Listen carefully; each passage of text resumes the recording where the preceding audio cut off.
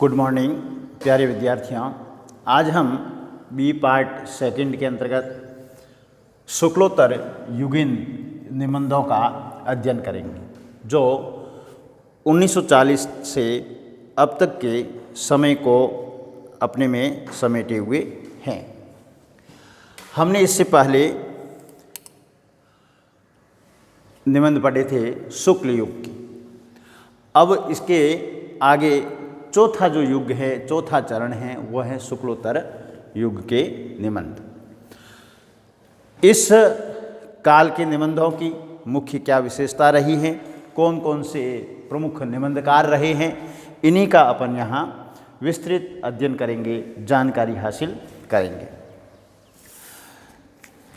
शुक्लोत्तर निबंध के अंतर्गत निबंध साहित्य को नए आयाम मिले हैं।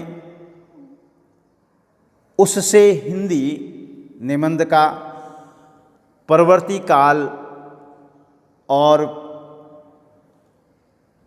पूर्ववर्ती काल कुछ भिन्नता लिए हुए हैं। हम कह सकते हैं कि जो शुक्ल युग में निबंध ने जो नए आयाम पाए थे, उन आयामों को शुक्लोत्तर युग में विविधमुखी बना करके उसका विकास किया गया। विषय, क्षेत्र, वैचारिक, भाषा शैली सभी दृष्टियों से हिंदी निबंध ने नई दिशा खोजी हैं।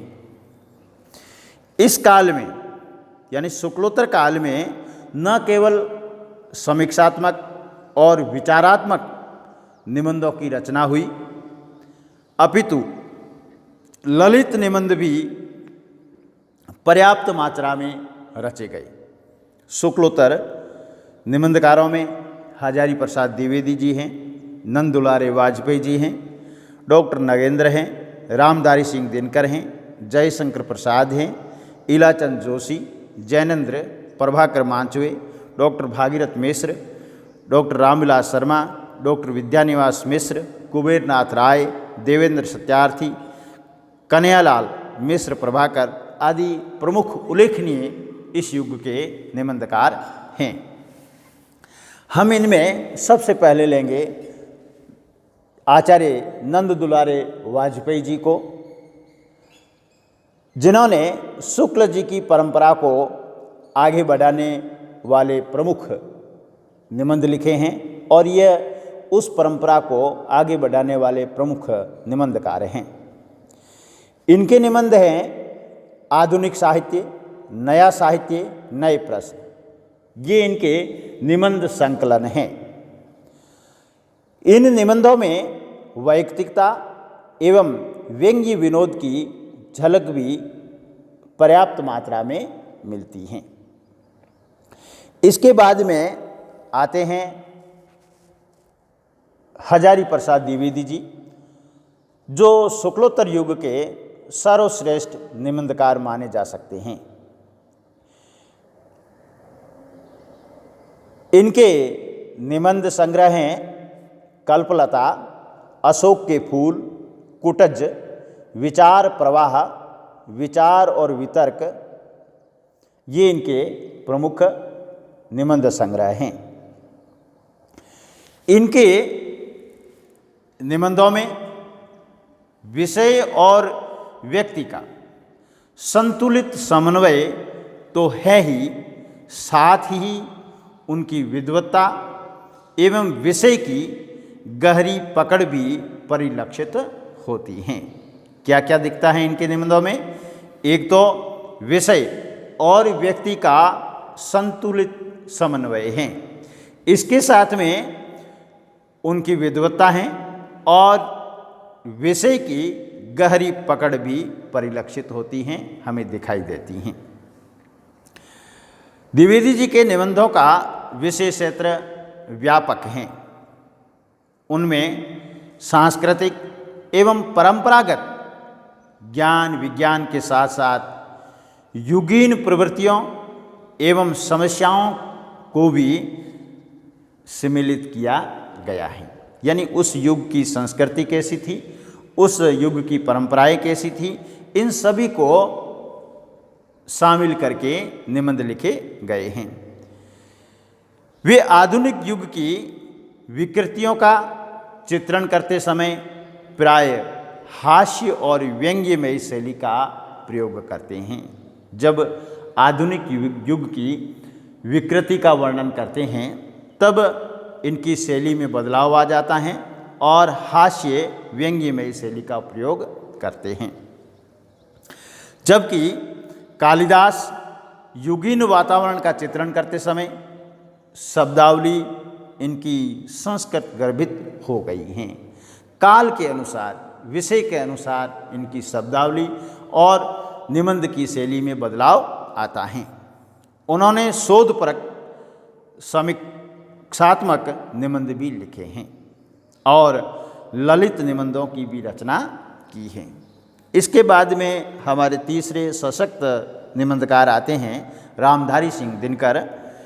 हिंदी के सुप्रसिद्ध ये कवि हैं और निबंधकार भी हैं। अर्धनारीश्वर, भारतीय सांस्कृतिक एकता, प्रसाद पंत और मैथिली शरण, राष्ट्रभाषा और राष्ट्रीय साहित्य इनके प्रमुख निबंध संग्रह हैं। नगेंद्र शुक्लोत्तर युग के एक अन्य प्रमुख निबंधकार हैं। यानी शुक्लोत्तर युग के दूसरे प्रमुख निबंधकार हैं तो वह है नगेंद्र। इनके प्रमुख निबंध संग्रहों के नाम हैं विचार और विवेचना, विचार और अनुभूति, विचार और विश्लेषण आदि। इनके निबंधों में विषय की प्रधानता है, साथ ही लेखक के व्यक्तित्व का भी समावेश हुआ है। डॉक्टर नगेंद्र ने गूढ़ गंभीर विषयों को रोचक ढंग से इस प्रकार प्रस्तुत किया है जिससे पाठक की समझ में आसानी से आ जाए। ये इनकी प्रमुख विशेषता हैं कि इन्होंने जो भी निबंध लिखा है वह है तो गूढ़, लेकिन भाषा ऐसी है कि पाठक के आसानी से समझ में आ जाए, वह हृदयगम कर लेता है। साहित्य और कला जैसे विषयों पर इनके निबंध संग्रह हैं। कला, कल्पना और साहित्य तथा साहित्य की झांकी। फिर आते हैं हमारे निबंधकार रामविलास शर्मा। ये प्रगतिशील निबंधकार माने जाते हैं। कौन से हैं?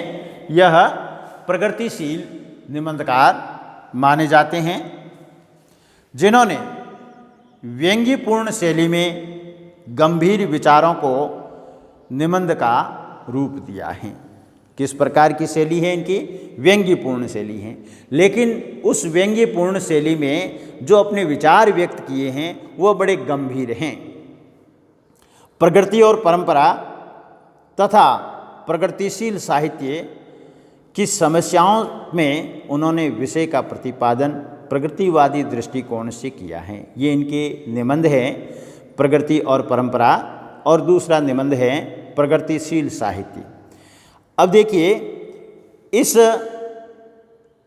निबंधों में विषय का जो प्रतिपादन किया है वह विषय इन्होंने लिए हैं प्रगतिवादी दृष्टिकोण से, यानी मार्क्सवादी दृष्टिकोण के विषय उठाए हैं। संस्कृति और साहित्य, स्वाधीनता और राष्ट्रीय साहित्य इनके प्रमुख निबंध संग्रह हैं। फिर आते हैं हमारे जैनेन्द्र जी। जैनेन्द्र कुमार जैन के निबंध संग्रहों में जड़ की बात, साहित्य का श्रेय और प्रेय, सोच विचार, मंथन, वे और वे आदि प्रमुख हैं। इनके निबंधों पर गांधीवादी विचारों की छाप देखी जा सकती हैं। यानी इनके निबंध जो हैं अहिंसा से जुड़े हुए हैं, गांधीवादी विचारों से ये काफ़ी प्रभावित थे, इसलिए इनके निबंधों में भी गांधीवादी विचारों की छाप जो हैं स्पष्ट रूप से देखी जा सकती हैं। फिर आते हैं हमारे यशपाल। यशपाल के साम्यवादी निबंध, इनके निबंध भी साम्यवाद से प्रभावित हैं और साम्यवादी निबंध है चक्कर कल्ब, देखा सोचा समझा, बात बात में बात, गांधीवाद की स्व परीक्षा, न्याय का संघर्ष आदि इनके प्रमुख निबंध संग्रह हैं। और इन निबंध संग्रहों में शताधिक निबंध जो हैं वह संकलित किए गए हैं। फिर आगे के निबंधकार आते हैं प्रभाकर माचवे।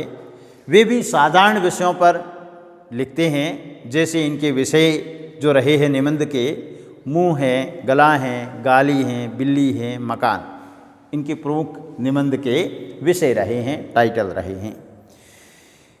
इनके निबंध खरगोश के सींग में संकलित हैं। ये संपूर्ण निबंधों का एक संकलन है जिसका नाम है खरगोश के सींग। अगले हमारे निबंधकार आते हैं कुबेरनाथ राय।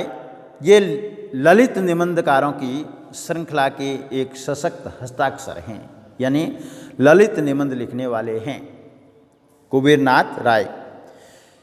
वे भारतीयता और लोक जीवन के प्रति गहरा विश्वास रखते हैं। इनका जो निबंध संग्रह हैं प्रिया नीलकंठी, रस आखेटक, निषाद बांसुरी, गंधमादन, विषाद योग, महाकवि की तर्जनी, पर्ण मुकुट, ये इनके प्रमुख निबंध संग्रह हैं। फिर दूसरे निबंधकार आते हैं विद्यानिवास मिश्र। यह एक प्रखर आलोचक हैं, प्रकांड भाषा वैज्ञानिक हैं और ललित निबंधों के रचनाकार के रूप में जाने जाते हैं। मिश्र जी ने अपने निबंधों में वर्तमान जीवन की आवश्यकताएं और भारतीय संस्कृति के उपादानों में लोक तत्वों का समावेश कर उन्हें आंचलिक पुट प्रदान किया है। क्या किया है? इन्होंने अपने निबंधों में वर्तमान जीवन की आवश्यकता को ध्यान में रखा है और फिर भारतीय संस्कृति के उपादानों में लोक तत्वों का समावेश कर उन्हें एक आंचलिक निबंध की श्रेणी में लाकर खड़ा किया है। इनके निबंध संग्रहों में चितवन की छाह, कदम की फूली डाल, तुम चंदन हम पानी, मैंने सिल पहुँचाई, आंगन का पंछी और बंजारा मन, मेरे राम का मुकुट भीग रहा है, ये सभी ललित निबंध हैं। साहित्य की चेतना, ये एक आलोचनात्मक निबंध है। रीति विज्ञान की शब्द संपदा, हिंदू धर्म और संस्कृति, अन्य निबंध हैं। इतना कुछ हमने पढ़ने के बाद जैसे नंद दुलारे वाजपेयी का जिक्र किया, हजारी प्रसाद द्विवेदी जी का किया, रामधारी सिंह दिनकर, नगेंद्र जी, रामविलास शर्मा, जैनेन्द्र जी, यशपाल, प्रभाकर माचवे, कुबेरनाथ, विद्यानिवास राव। अब इतना कुछ पढ़ने के बाद में हम इस निष्कर्ष पर पहुँचे हैं कि हिंदी निबंध साहित्य ने बहुत कम समय में आशातीत प्रगति की है। भारतेंदु युग से लेकर वर्तमान युग तक हिंदी निबंध के क्रमशः प्रौढ़ता को ही प्राप्त हुई हैं और निबंधों का विविधमुखी विकास हुआ है। आज हिंदी निबंध में विषय वैविध्य हैं, विविध शैलियाँ हैं और गंभीर चिंतन मनन हैं, किंतु उसमें व्यक्तित्व का प्रकाशन कम होता जा रहा है। हास्य, व्यंग्य और रोचकता में भी ह्रास हो रहा है।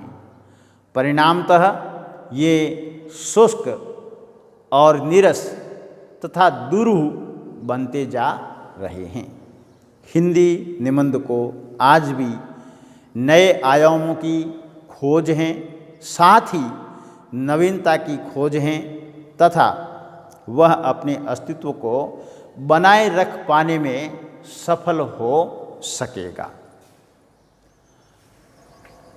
हमने अभी शुक्लोत्तर युग के निबंधों की समीक्षा की।